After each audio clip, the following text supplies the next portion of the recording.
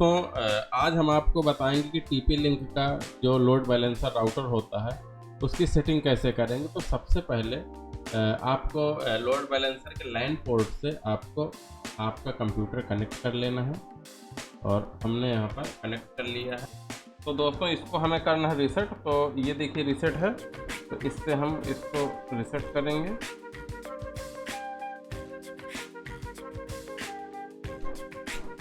और ये सिस्टम की जो एलईडी है ये आपकी देखिए जल के बुझ गई है,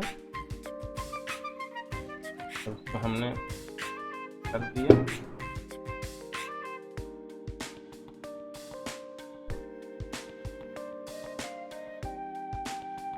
और जैसे ही ये अभी रीसेट होके लाइन में जो एलईडी है ये भी आ जाएगी हमारा। अगर आप देखेंगे तो डेस्कटॉप में भी यहाँ पर एक नो अनप्लग्ड हो गया, अभी जैसे दोबारा आ जाएगा।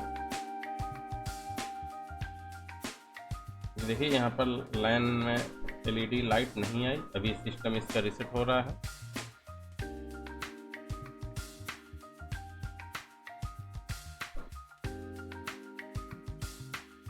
इसमें 3 से 4 मिनट का टाइम लगता है,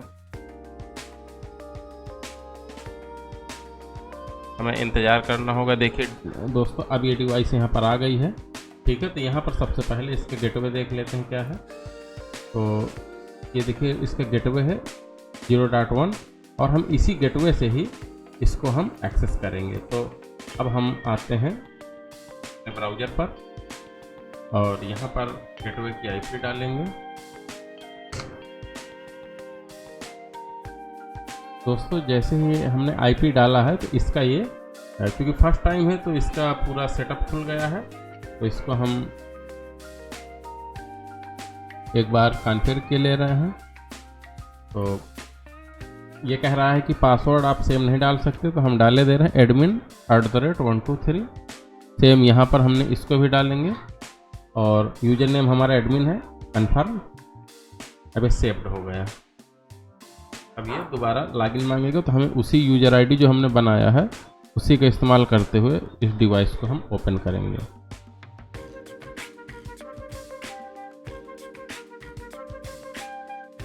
ठीक है दोस्तों, तो यहाँ पर अब हमारा ये पूरा टीपी लिंक का लोड बैलेंसर R470T+ का होम पेज ओपन हो गया है, वेब मैनेजमेंट।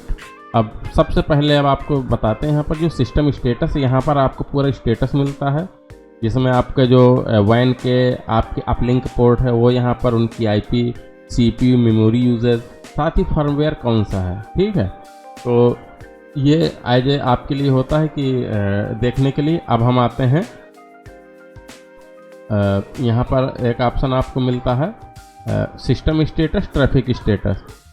ट्रैफिक में आकर आप यहाँ पर देख सकते हैं कि अलग अलग जो आपकी ये डिवाइस से कनेक्ट हैं तो उनका क्या डेटा है, ये सब चीज़, यानी कि जो पोर्ट में क्या कौन से पोर्ट एक्टिव हैं उन पर क्या क्या डेटा मिल रहा है, ठीक है।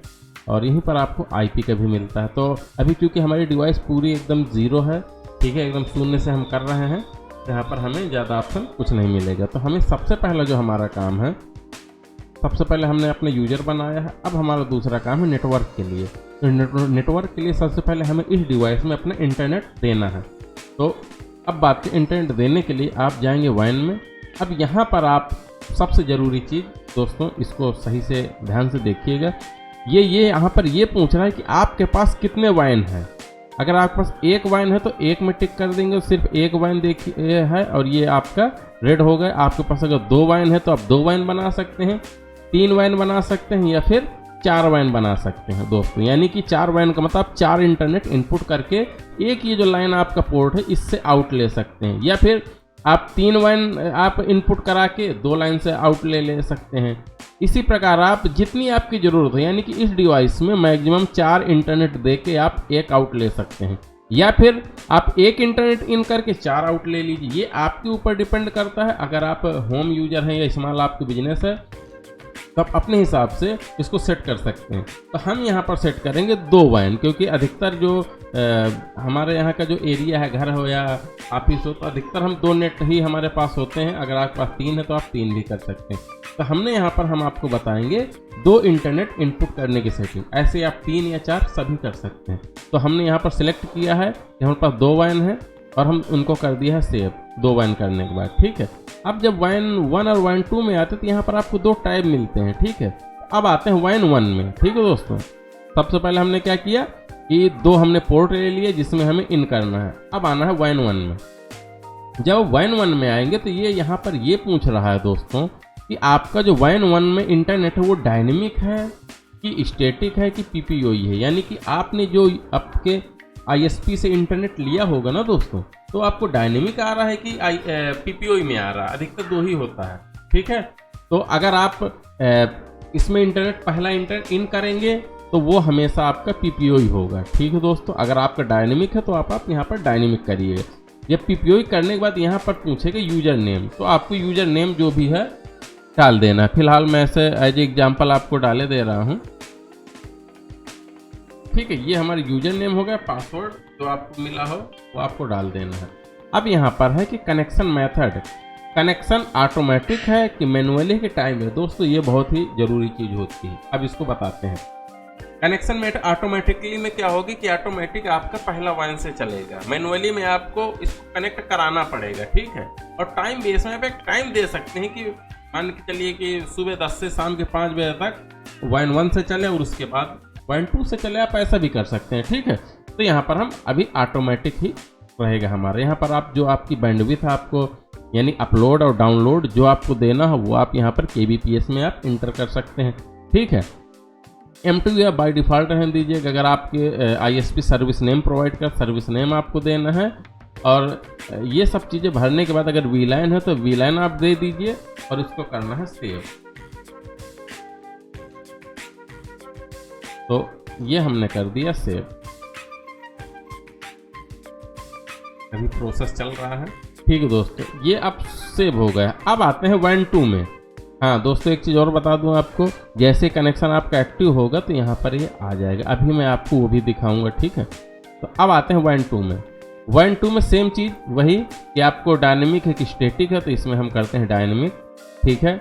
अब डायनेमिक में भी आपको डायनेमिक करके अगर आपके पास होस्ट नेम है डाल दीजिए, नहीं तो आपको ये सेटिंग करने के बाद आप यहाँ पर सेव में जाएंगे।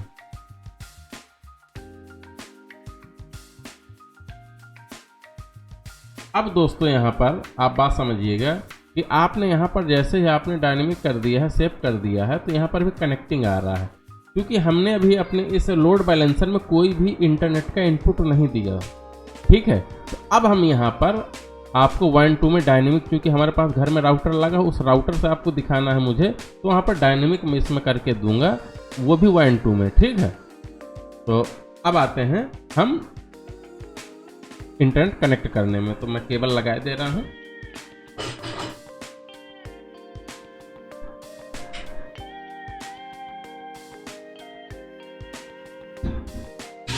और दोस्तों केबल हमने WAN 2 में हमने डायनेमिक दिया है, तो हम WAN 2 में हमने केबल को इंटर कर दिया। और अभी देखिएगा आपको यहाँ पर आ जाएगा डिस्कनेक्टेड। इसको करते हैं कनेक्ट हमने केबल लगाने के बाद। ये देखिए दोस्तों ये कनेक्टेड हो गया और इसको IP भी हमें मिल गई जो हमारे उस राउटर से आ रही है, ठीक है। अब इसमें यह है कि आपका जो WAN 1 है, WAN 1 में तो हमने लगाया नहीं है अभी, ठीक है। WAN 1 हमने नहीं लगाया, लेकिन ये जो स्टेटस आपका जो WAN 1 का है वो डिस्कनेक्टेड दिखाएगा और WAN 2 में आपका जो स्टेटस है वो आपको कनेक्टेड दिखाएगा, ठीक है। तो WAN 2 में हमने इंटरनेट का इनपुट DHCP दिया है। अब आपको आउट लेने के लिए आपको क्या करना है कि आप लाइन में जाएंगे। लाइन में आप जो DHCP आपका एड्रेस है वो आप एड्रेस दीजिए लाइन का, गेटवे का। आप जो DHCP सर्वर बनाना है, कितना DHCP सर्वर हो, जैसे हमने यहाँ पर 100 से 199 बाई डिफ़ॉल्ट है, यानी इसमें 99 क्लाइंट आपके कनेक्ट हो जाएंगे। वो है आपका DHCP। आप यहाँ पर कितने जो लोग जुड़े हैं, जैसे ये डेस्कटॉप हमारा जुड़ा है उसको कौन सी IP अलॉट है, तो वो हो गया। और यहाँ पर अगर किसी डिवाइस के लिए खास आप एड्रेस रिजर्वेशन करना चाहते हैं तो वो भी है। तो दोस्तों ये इस तरह आपको इंटरनेट मिल जाएगा। अब चेक करते हैं इंटरनेट हमारे पास आए कि नहीं आए। तो हम चलिए इसी में गूगल ओपन करते हैं। ये देखिए दोस्तों हमारा इंटरनेट कनेक्ट हो गया। तो दोस्तों इस प्रकार से हम यहाँ पर इंटरनेट की सेटिंग आप अपने लोड बैलेंसर में करते हैं। अब ठीक है दोस्तों, अब जो हमारा अगला काम है वो है कि लोड बैलेंसर में हम इंटरनेट अगर एक बंद हो दूसरा चालू वो कैसे करेंगे। तो दोस्तों उसके लिए अगला वीडियो नहीं वीडियो हो जाएगा बहुत बड़ा, तो इसी की सीरीज जल्द ही आएगी। अगर वीडियो पसंद आए तो लाइक करें, अगर नहीं पसंद आए तो डिसलाइक करें। ठीक है दोस्तों, तो मिलते हैं जल्दी नेक्स्ट वीडियो पर।